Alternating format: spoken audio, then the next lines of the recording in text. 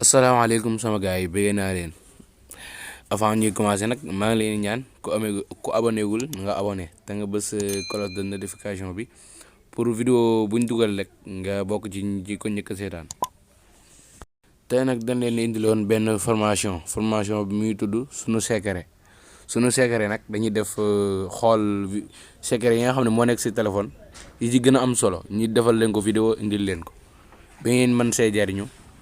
nga xam ne man ni ma sobee ci téléphone nii macha allah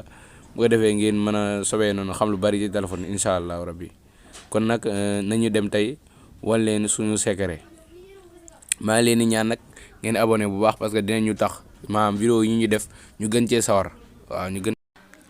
waaw suñu secret tey nag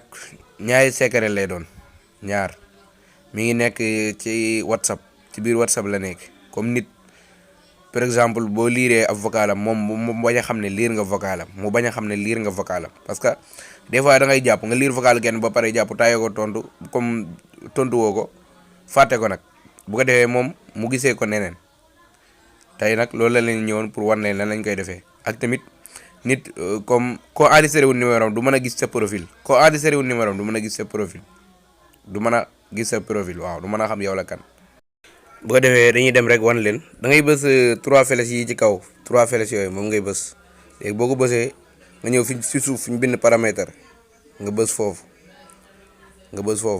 léegi boo ko bësee mu dugg nga ñëw waaw foofu ñu leen tegal flèche bi foofu ngeen di bës waaw moo ngeen di bës maa ngi leen ñaan nag ngeen abonné te si sem bu baax a baax ndax dinañ jàppale daal ñu dugg léegi bu ñu duggee li ñu tax a jóg li fi nekk bari na mais dafa am ñaari yu ñu tax a jóg loolu rek la ñuy dem léegi boo bëggee ku lire sa message koo lire message am du ko xam confirmation de lecture contact bii ngay gis ci confirmation de lecture bi foofu ngay bës contact boobu ngay fay léegi boo ko fayee rek boo lire message am du ko xam du xam ne lire nga ko waaw maa ngi leen di ñaan nag ngeen abonné bu baax waaw abonné leen. léegi nag ñu dem ci deuxième secret bi da ngay ñëwaat confidentialité boo ñëwee nga boo bësee fi ñu bind ma xool photo de profil waaw kay photo de profil foofu noonu ngay bës boo contacté di nga bind fi ñu la bindal tout le monde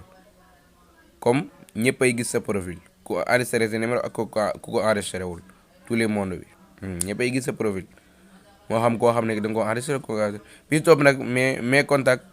mooy comme ñi nga enregistré seen numéro dong ñoom ñooy mën a gis sa profil koo enregistré wu numéro daal du gis sa profil